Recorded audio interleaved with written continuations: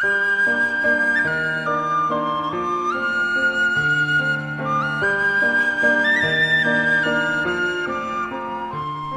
Shirley Griffith. And I'm Steve Ember with Explorations in VOA Special English. Today we discuss 3 books that tell about ways the human brain works.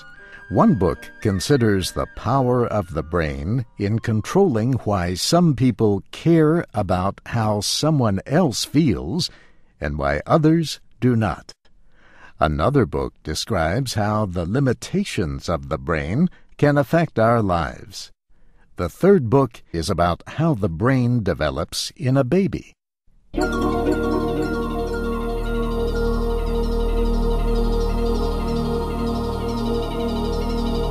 Psychology professor and researcher Simon Baron-Cohen wrote a book called The Science of Evil, on empathy and the origins of cruelty. His book asks why it is that human beings are capable of evil behavior towards each other. He says the word evil is less helpful in offering a scientific explanation. Instead, he chooses to use the word empathy. We spoke with Professor Baron-Cohen about his book using Skype. If we're trying to do science, we should move away from the concept of evil as an explanation of cruelty and instead use the framework of empathy, because empathy is something you can measure scientifically. You can measure it at the psychological level using questionnaires or psychological tests. You can also measure it using the new brain scanning technology, MRI, and in that respect you can actually move forward and move deeper. Simon Baron-Cohen defines empathy as the ability of a person to identify what someone else is thinking or feeling and to react with an appropriate emotion.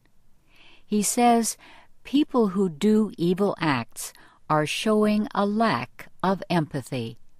This can be temporary or part of a more permanent condition.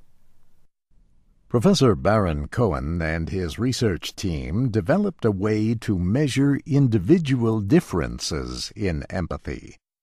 They found that most people have average levels of empathy, but some people have extremely low or high levels.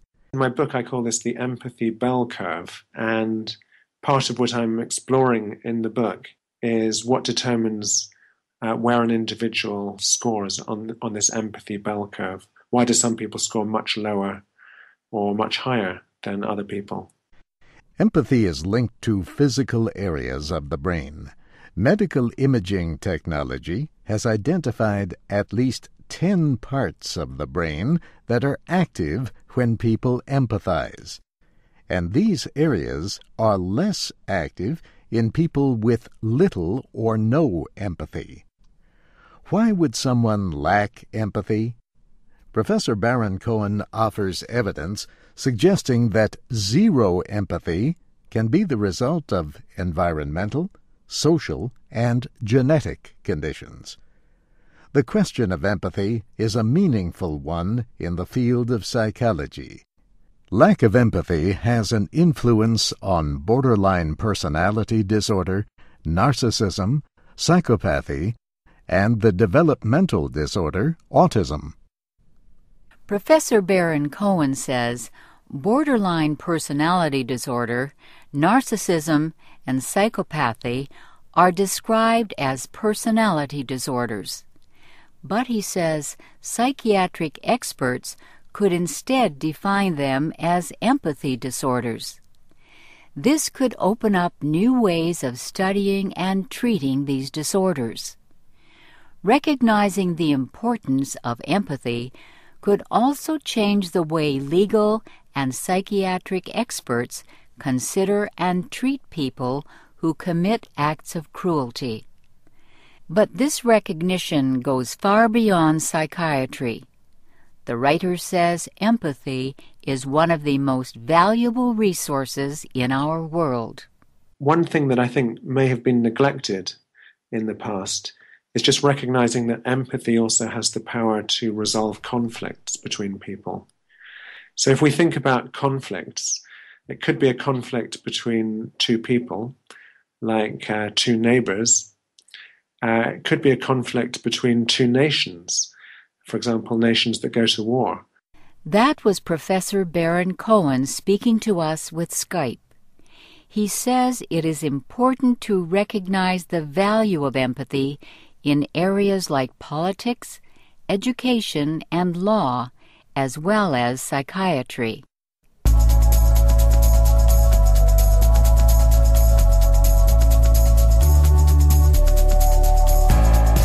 Dean Buonamano is a brain specialist at the University of California, Los Angeles. He works in the departments of neurobiology and psychology and the Brain Research Institute at UCLA. His book, Brain Bugs, explores how the human brain is one of the best pieces of technology ever created. But at the same time, he shows how a normal, healthy brain is also built with weaknesses and limitations. Professor Buonamano borrows the word bug from computer programming to describe the errors which the brain can make.